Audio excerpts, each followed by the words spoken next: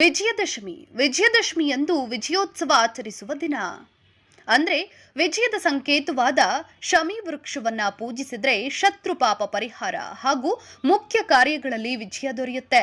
ಪೌರಾಣಿಕ ಹಿನ್ನೆಲೆಯ ಪ್ರಕಾರ ಭಾರತ ವರ್ಷದ ಅತಿ ಪ್ರಮುಖ ಘಟನೆಗಳು ನಡೆದದ್ದು ಈ ದಿನದಂದೇ.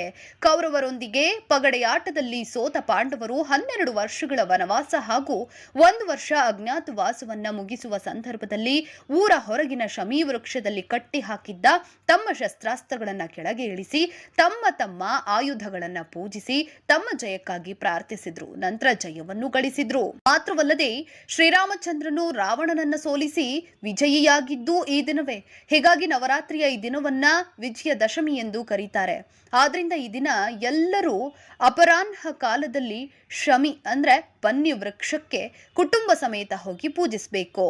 ಅಮಂಗಲಾನಾಂ ಶಮನೀಂ ದುಷ್ಕೃತಸ್ಯ ಚ ದುಃಖ ಪ್ರಣಾಶಿನೀಂ ಧಾನ್ಯಂ ಪ್ರಪದ್ಯೇಹಂ ಶಮೀಂ ಶುಭಾಂ ಈ ಮಂತ್ರವನ್ನ ಪಠಿಸಬೇಕು.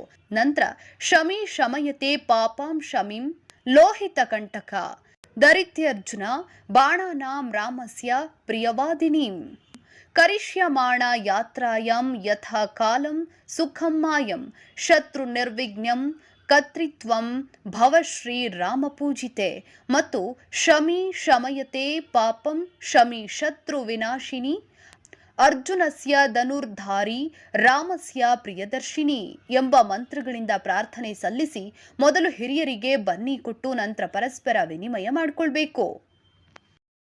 ಶ್ರೀ ಸಿಗಂದೂರು ಚೌಡೇಶ್ವರಿ ದೇವಿಯ ಆರಾಧನೆ ಮಾಡ್ತಾ ಜನರ ಸಮಸ್ಯೆಗಳಿಗೆ ಪರಿಹಾರ ನೀಡ್ತಾ ಬಂದಿರೋ ಮಹಾಪಂಡಿತ ಶ್ರೀ ಲೋಕನಾಥ್ ಭಟ್ ಕುಡ್ಲ ನಿಮ್ಮ ಜೀವನದ ಅತ್ಯಂತ ಕಷ್ಟದ ಸಮಸ್ಯೆಗಳಿಗೆ ಸೂಕ್ತ ಪರಿಹಾರ ಫೋನ್ನಲ್ಲಿ ನೀಡ್ತಾರೆ. ಈಗಾಗಲೇ ಮಹಾಗುರುಗಳಿಂದ ಅನೇಕ ಜನರು ಉತ್ತಮ ನೌಕರಿ ಪಡೆದಿದ್ದಾರೆ. ಹಾಗೆಯೇ ಮಹಾಗುರುಗಳು ತಂತ್ರ ಮಂತ್ರ ವಿದ್ಯೆಗಳಿಂದ ಸೂಕ್ತ ಪರಿಹಾರ ಕೊಡ್ತಾರೆ. ಶತ್ರುಗಳಿಗೆ ತಕ್ಕ ಪಾಠ ಕಲಿಸಲು ಅಥವಾ ನಿಮ್ಮ ಸಾಂಸಾರಿಕ ಜೀವನದಲ್ಲಿ ಸಮಸ್ಯೆಗಳಾಗಿದ್ರೆ ಅಥವಾ ಅತ್ತೆ ಸೊಸೆ ಜಗಳ, ನಿಮ್ಮ ಜೀವನದಲ್ಲಿ ಹಣಕಾಸಿನ ಸಮಸ್ಯೆಗಳಿದ್ರೆ, ಇನ್ನೂ ಗುಪ್ತ ಸಮಸ್ಯೆಗಳಿದ್ರೂ ಸಹ ಈ ಕೂಡಲೇ ಕರೆ ಮಾಡಿ 9845597214. ಹಾಗೆ ಜ್ಯೋತಿಷ್ಯ ದರ್ಶನ ನಮ್ಮ ಈ ಯೂಟ್ಯೂಬ್ ವಾಹಿನಿಯನ್ನ ಸಬ್ಸ್ಕ್ರೈಬ್ ಮಾಡಲು ಮರಿಬೇಡಿ.